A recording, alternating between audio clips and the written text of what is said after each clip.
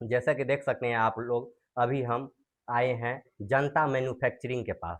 तो यहाँ का ऑनर जो हैं तो मनीष शर्मा जी हो गए हैं, तो उनसे कुछ सवाल जवाब हम करेंगे, जो हमारे क्वेश्चन का आंसर देंगे वो। तो मनीष जी, आप जी। सबसे पहले अपना परिचय दीजिए और अपने कामों के बारे में बताइए दर्शकों को। तो सभी को प्रणाम। मैं मनीष शर्मा, जो है सो पहले से काफ़ी लमसम 10 साल से मैं यहाँ पे भगवानपुर चौक पे अपना बिजनेस खड़ा किए थे, और एल्युमिनियम जो है सो इसमें इंक्लूड किए हैं।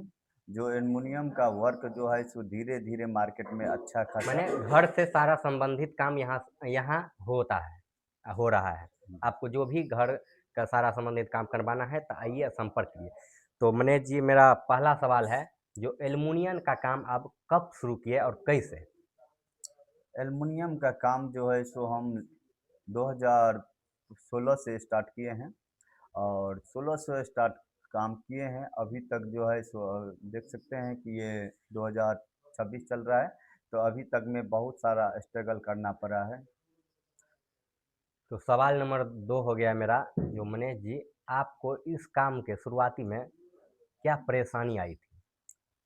सबसे पहले जो था कि कस्टमर जो आता था, जो भी कोई नया चीज़, नया प्रोजेक्ट मार्केट में लाते हैं, तो उसको अनुभव कोई भी दुकानदार को कम रहता है। तो कस्टमर के साथ हमको बात विचार करने में, उसको समझाने में थोड़ा समय हमको लगता था, क्योंकि हम ठीक से कस्टमर को परचेजिंग नहीं कर पा रहे थे, नहीं उसको समझा रहे पा रहे थे। तो अभी के समय जो है सो अच्छा खासा हम कस्टमर को डील कर लेते हैं, अच्छा खासा हम उसको हम समझा पाते हैं। कस्टमर संतुष्टि के साथ अपने पास आते हैं, और संतुष्टि के साथ ये सामान अपने यहाँ से ले जाते हैं। तो सवाल नंबर मेरा हो गया 3, जो शहर के कामों में और गाँव के कामों में क्या फ़र्क है?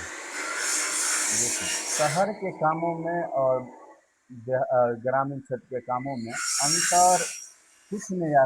यही है कि शहर के काम में थोड़ा क्वांटिटी में लेते हैं, और वहाँ पे शिक्षित रहते हैं, तो उसको हम सारा चीज़ को ड्राइंग के साथ कोटेशन देते हैं, और एक ही बार में वहाँ पे अच्छा खासा के साथ प्रोसेसिंग हो जाता है, क्योंकि चीप एंड बेस्ट में काम करना पड़ता है। तो नमक के जैसे अगर हम लोग बेनिफिट लेके चलते हैं, तो शहर के काम में थोड़ा जल्दी परचेजिंग हो जाता है। और देहात में क्या होता है, तो यहाँ पे डिस्काउंट की समस्या ज़्यादा रहता है, कि कुछ भी अगर हम एक रेट रखेंगे ना, तो ग्रामीण क्षेत्र में नहीं ले पाएंगे। यहाँ पर डिस्काउंट का ज़्यादा समस्या रहता है।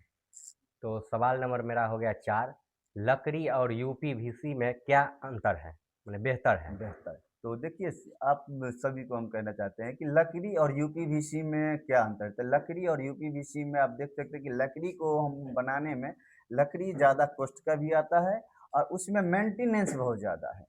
मेंटेनेंस है क्योंकि उसको रंग वगैरह कराना पड़ता है, और ठंडी का मौसम जैसे आ गया, तो दरवाज़ा और थोड़ा खुल जाता है, तो उसके कारण दीवार लगने में थोड़ा समस्या ज़्यादा होता है लकड़ी का दरवाज़ा। और गर्मी का मौसम जैसे आता है, तो वहाँ पे क्या होता है, तो छोटा सुकर के देखिएगा, छोटा हो जाता होगा। तो यही समस्या ज़्यादा रहता है। लकड़ी वाले दरवाज़ा में हम अभी के सिचुएशन जैसे चल रहा है, तो हम उसमें एसी वगैरह नहीं लगा सकते। और यूपीवीसी में खासियत क्या है, तो उसमें मेंटेनेंस नहीं है। मेंटेनेंस नहीं है, तो यूपीवीसी प्रीमियम डिजाइन भी है, प्रीमियम क्वालिटी भी है, और इसका जो है सो बहुत ही फ़ायदा है, क्योंकि इसमें दो खासियत है कि आप ठंडी मौसम में भी आप लगा दीजिएगा, तो एक अति हवा बसात नहीं आएगा, उसमें भी गर्मी का कूलिंग रहेगा, और एसी वगैरह लगाइएगा तो भी आपका कूलिंग बढ़िया रहेगा। तो यूपीवीसी अभी के समय में प्रीमियम क्वालिटी है, और प्रीमियम डिजाइन भी है। सवाल नंबर 5 हो गया मेरा, जो एक नॉर्मल घर में यूपीवीसी का काम होगा एल्युमिनियम का, कितना खर्च पड़ेगा? एक नॉर्मल घर में आप लगाइएगा, तो देखिए, लकड़ी से बहुत कम है, और एल्युमिनियम से थोड़ा उठ के है। तो आप जैसे आप इंदिरा आवास वगैरह भी बनवा सकते हैं, तो उसमें भी आप यूपीवीसी का स्लाइडिंग वगैरह लगा सकते हैं, क्योंकि उसमें प्रोफाइल का डिपेंड होता है। सब जितना आप बजट लेके आएगा, उस हिसाब से हम आपको यूपीवीसी लगा देंगे। ऐसी नहीं है कि यूपीवीसी है तो बड़ों आदमी के लिए है, छोटों को नहीं है, ऐसी कुछ बात नहीं है। आप जिस हिसाब से कीजिएगा, उसी हिसाब से चावल की बराबरी है। तो मेरा पॉडकास्ट वीडियो यहीं तक था, सवाल नंबर 5 तक ख़त्म हो गया। अगर आप सबको और कोई जानकारी चाहिए घर से संबंधित कोई काम के लिए तो आइए मनीष जी से संपर्क कीजिए।